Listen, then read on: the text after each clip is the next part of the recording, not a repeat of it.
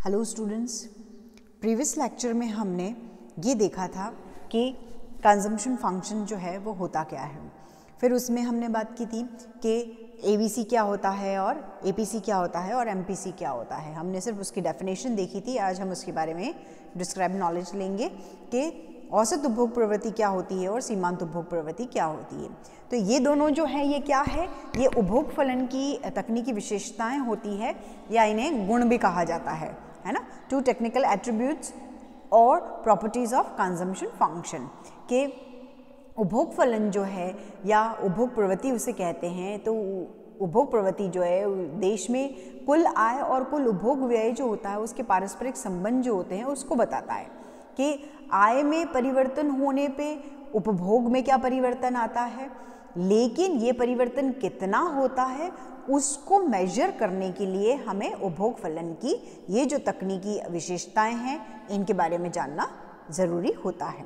First होता है औसत उपभोग प्रवृत्ति जिसे हम कहते हैं APC, average propensity to consume, और दूसरा होता है सीमांत उपभोग प्रवृत्ति जिसे हम कहते हैं MPC, marginal propensity to consume. पहले हम देखते हैं औसत उपभोग प्रवृत्ति जो है वो क्या होती है। कल हमने उसकी शॉर्ट में डेफिनेशन देखी थी कि औसत उपभोग प्रवृत्ति जो है उसका अभिप्राय आय के निश्चित स्तर पर कुछ उपभोग व्यय के आपसी अनुपात से होता है। मतलब प्रोफेसर कुरिहारा ये कह रहे हैं कि औसत उपभोग प्रवृत्ति को आय के किसी विशिष्ट स्तर पर उपभोग व्यय के अनुपात के रूप में हम देखते हैं। अब इसको बिल्कुल क्लियर करने के लिए हम ये चीज़ कह सकते हैं कि हम अगर इसका फॉर्मूला लगाते हैं तो देखिए हम क्या कर सकते हैं, हम इसको कह सकते हैं औसत उपभोग प्रवृत्ति बराबर कुल उपभोग व्यय डिवाइडेड बाय कुल आय, मतलब APC equals to C divided by आय। ओके, कि ये है कि आय के किसी विशिष्ट स्तर पर औसत उपभोग प्रवृत्ति मालूम करने के लिए हमको क्या करना है, कुल उपभोग व्यय में से कुल आय को डिवाइड करना है। क्या करना है हमको, कुल उपभोग व्यय जो होता है उसमें से कुल आय जो होती है उसको डिवाइड करना है, तो हमको औसत उपभोग प्रवृत्ति मिल जाएगी। मतलब एक एग्जाम्पल अगर हम देखें तो यहाँ पे है कि एक्सपेंडिचर कितना हो रहा है, 70 करोड़ हो रहा है, और नेशनल इनकम हमारी कितनी है 100 करोड़ है ना। तो अब हम क्या करेंगे, एपीसी हमारी एपीसी इक्वल्स टू क्या होगा, सी डिवाइडेड बाय वाई। मतलब सी कितनी है हमारी, है ना, कंजम्पशन एक्सपेंडिचर कितना है 70 करोड़ रुपीस, और हमारी नेशनल इनकम कितनी है, राष्ट्रीय आय जो है हमारी कुल आय जो है वो कितनी है 100 करोड़। तो हम क्या करेंगे 70 डिवाइडेड बाय 100 करेंगे तो हमको क्या मिलेगा 0.7। तो हम ये कह सकते हैं कि 70% जो है वो हम क्या करते हैं, इनकम का खर्चा करते हैं किस पे, कंजम्पशन पे। ठीक है, अगर हम एक और एग्जांपल देखें तो हम ये कह सकते हैं कि मान लेते हैं कि देश की राष्ट्रीय आय जो है, कुल राष्ट्रीय आय जो है वो कितनी है 1000 करोड़ रुपीस है, और कुल उपभोग व्यय कितना है 12,050 करोड़ रुपीस। तो औसत उपभोग प्रवृत्ति हम देखेंगे तो कैसे देखेंगे, APC equals to C divided by Y, है ना। सी क्या है हमारा उपभोग, कुल उपभोग व्यय, और यहाँ कुल उपभोग व्यय कितना है 1250 रुपये, और नेशनल इनकम कितनी है, राष्ट्रीय आय का आंकड़ा जो है वो कितना है 1000 करोड़ रुपए, है ना। तो वो हमारे पास इसको जब डिवाइड करेंगे तो हमको क्या मिलेगा, हमको मिलेगा 1.25, और ये जो 1.25 है ये हमारा क्या होएगा, ये हमारी औसत उपभोग प्रवृत्ति ज्ञात इससे होगी। ठीक है, फिर हम बात करते हैं किसकी, मार्जिनल प्रोपेंसिटी टू कंज्यूम की, सीमांत उपभोग प्रवृत्ति की, और इसी के बारे में हम देखेंगे। और नेक्स्ट लेक्चर में हम इनकी जो इंडिकेटर्स है और इनकी जो सूचियाँ बनती है उनके बारे में, और डायग्राम्स किस तरीके से, डायग्राम में इनको किस तरीके से एक्सप्लेन किया जाता है उसके बारे में देखेंगे ना। अब बात करते हैं हम सीमांत उपभोग प्रवृत्ति की, कि सीमांत उपभोग प्रवृत्ति का अभिप्राय किससे होता है, कुल उपभोग व्यय में परिवर्तन की कुल राष्ट्रीय आय में परिवर्तन के अनुपात से।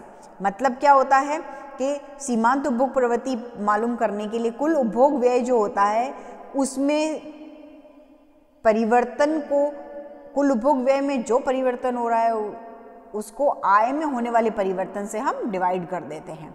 मतलब सीमांत फॉर्मूला अगर हम देखें तो क्या बनेगा, सीमांत उपभोग प्रवृत्ति बराबर कुल उपभोग में परिवर्तन अपॉन कुल आय में परिवर्तन, और ये जो चेंजेस होते हैं उनको हम डेल्टा से इंडिकेट करते हैं। तो यहाँ फॉर्मूला हो जाएगा MPC equals to delta C divided by delta Y. Okay. और यहाँ जो परिवर्तन हुआ है वो कितना हुआ है, तो हम यहाँ क्या कह रहे थे, हमने पहले वहाँ 70 और 100 का रेशो लिया, यहाँ अब हम 70 की जगह पे क्या कर लेते हैं, 110 ले लेते हैं और 100 की जगह पे यहाँ पे 200 ले लेते हैं। तो उसमें अगर हम जब चेंज करेंगे तो ये कितना हो जाएगा, तो ये रेशो हो जाएगा 0.40 और 40%, ठीक है। एक और एग्जाम्पल अगर हम देख लेंगे तो उसमें भी सेम एज इसी तरीके से परिवर्तन हो जाएगा। अब बात ये आती है कि ये जो सीमांत उपभोग प्रवृत्ति है तो इसकी विशेषताएं क्या क्या होती है, इसकी कैरेक्टरिस्टिक्स क्या क्या होती है, ठीक है। तो हम देखते हैं कि सीमांत उपभोग प्रवृत्ति जो है उसका मतलब क्या होता है, उपभोग में परिवर्तन का आय में परिवर्तन के अनुपात से उसको हम देखते हैं। तो उसमें सबसे फर्स्ट हम विशेषता देखेंगे कि ये क्या होती है, पॉजिटिव होती है, मतलब सीमांत उपभोग प्रवृत्ति हमेशा धनात्मक होती है, कभी भी वो जीरो नहीं होगी। इसका मीनिंग क्या है, इसका मीनिंग ये है कि इनकम में होने वाली जितनी भी वृद्धि होती है, पूरी की पूरी जितनी भी वृद्धि होती है वो पूरी उपभोग पर व्यय हम नहीं करते हैं। आय घटने पे भी उपभोग में उसी अनुपात में कमी आती है, पूरी जितनी हमारी इनकम होती है उतना हम खर्चा नहीं करते हैं, ना आय घटने पे उपभोग में उस अनुपात में कमी भी करते हैं। ओके। सेकंड हम विशेषता देखते हैं कि सीमांत उपभोग प्रवृत्ति हमेशा क्या होती है, इकाई से कम होती है, ठीक है, कि इकाई से वो हमेशा कम होगी, कि सीमांत उपभोग प्रवृत्ति का जो मूल्य है वो 0 से अधिक होता है लेकिन 1 से कम होता है। फिर हम देखते हैं कि जो ये निर्धन वर्ग होता है उसकी सीमांत उपभोग प्रवृत्ति का जो मूल्य लगाया जाता है वो धनी वर्ग की सीमांत उपभोग प्रवृत्ति से हमेशा अधिक होता है।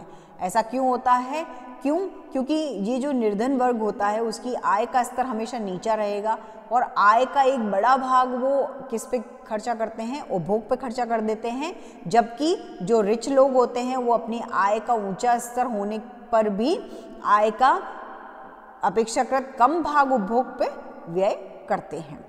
अब सीमांत उपभोग प्रवृत्ति अल्पकाल में आय के विभिन्न स्तरों पर स्थिर होती है, ठीक है। और फिर ये कह रहे हैं कि अल्प विकसित जो देश हैं वो एक उनका हम देखते हैं कि इनमें क्या होता है, ये जो अंडर डेवलप्ड कंट्रीज़ होती है उनमें सीमांत उपभोग प्रवृत्ति अधिक होती है, जबकि जो डेवलप्ड कंट्रीज़ होती है उनमें सीमांत उपभोग प्रवृत्ति नीचे होती है। और यही रीज़न होता है कि विकसित देशों में बहुत ज़्यादा स्टेबिलिटी बनाए रखने के लिए उपभोग बढ़ाने पे जोर दिया जाता है। फिर हम बात करते हैं कि ये जो सीमांत उपभोग प्रवृत्ति है इसकी इम्पॉर्टेंस क्या क्या है, तो इसकी 4 इम्पॉर्टेंस हम यहाँ देखेंगे कि सबसे फर्स्ट ये यहाँ कह रहे हैं कि गुणक सिद्धांत में ये उपयोगी है, ठीक है, मल्टीप्लायर में, कि सीमांत उपभोग प्रवृत्ति की धारणा जो है वो गुणक सिद्धांत के महत्व को बनाए रखती है। क्यों? क्योंकि गुणक का जो मूल्य होता है वो सीमांत उपभोग प्रवृत्ति पर डिपेंड करता है।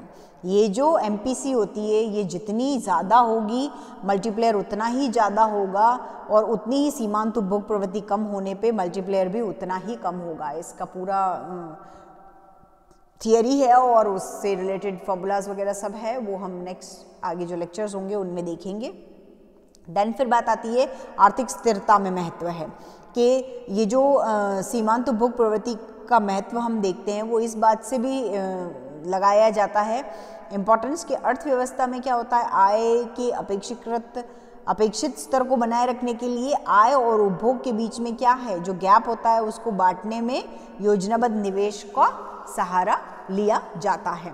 फिर एक महत्व हम ये देखते हैं कि अल्प रोजगार संतुलन और अत्यधिक विकसित औद्योगिक व्यवस्था में संतुलन की व्याख्या में इसका महत्व है कि मतलब सीमांत उपभोग प्रवृत्ति की अवधारणा अल्प रोजगार संतुलन की सैद्धांतिक व्याख्या से मिलती है, उसमें हेल्पफुल है।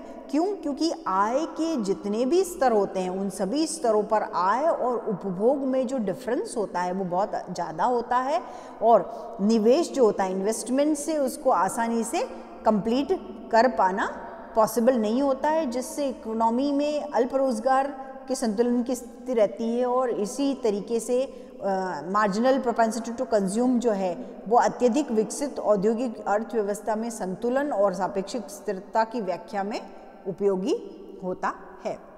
और लास्ट इसके अंदर है सीमांत उपभोग प्रवृत्ति की धारणा ये बताती है कि उपभोग आय का बहुत बड़ा फलन होता है।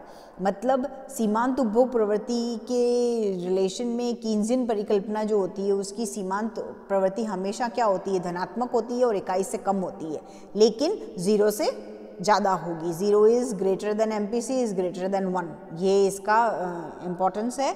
और ये धारणा ये बताती है, ये कंसेप्ट ये क्लियर कर रहा है कि उपभोग आय का बढ़ता हुआ फलन होता है और उपभोग में वृद्धि आय में वृद्धि के मुकाबले हमेशा कम रहती है। ठीक है, तो हमने आज के लेक्चर में ये चीज़ देखी है कि MPC क्या होती है, APC क्या होती है और MPC की विशेषताएं क्या है और उसका महत्व क्या है। नेक्स्ट लेक्चर में हम इनको विद डायग्राम समझेंगे और इनकी जो टेबल होती है, शेड्यूल जो तैयार की जाती है वो किस तरीके से तैयार की जाती है वो आपको बना के बताई जाएगी। और फिर हम देखेंगे कि इनमें रिलेशन क्या है ना, relation between APC and MPC और कीन्सियन थियरी है उसके बारे में बात करेंगे। Okay, thank you.